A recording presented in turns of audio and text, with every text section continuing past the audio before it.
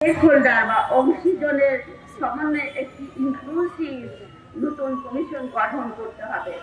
তৃতীয় প্রস্তাব, প্রতিবেদনে নারী পুরুষের বৈষম্যের কারণ হিসাবে ধর্মকে দায়ী করা হয়েছে, যা তাদের ধর্মবিদ্বেষী মনোভাবেরই প্রতিফলন।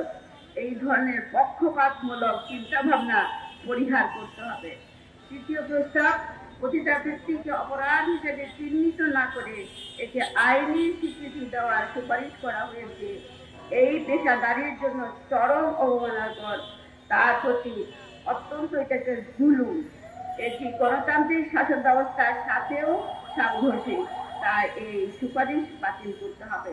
চতুর্থ প্রস্তাব, কমিশন সর্বক্ষেত্রে নারী পুরুষের সমতা বিধানের সুপারিশ করেছে, কিন্তু সর্বক্ষেত্রে এই 50-50 কি বাস্তবসম্মত? চাকুরির ক্ষেত্রে বা অফিস আদালতের ক্ষেত্রে হলেও দাম্পত্য জীবনে কি এটা 50-50 একদম বাস্তবায়ন করা কি বাস্তবসম্মত?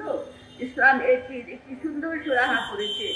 কোনো কোনো ক্ষেত্রে সমতার নীতি, ইকুয়ালিটি, কোনো ক্ষেত্রে ন্যায্যতার নীতি বা ইকুইটি বিধান ইসলাম দিয়েছে। ইসলাম শুধু নারীকে সমতা ও ন্যায্যতা দেয়নি, বরং অনেক দায়িত্ব কর্তব্যের ভিত্তিতে নারীদের ন্যায্য অধিকার দিয়েছে। তাই সর্বক্ষেত্রে সমতার সুপারিশ বাতিল করে ইসলামের যে ভারসাম্যপূর্ণ যে নীতি,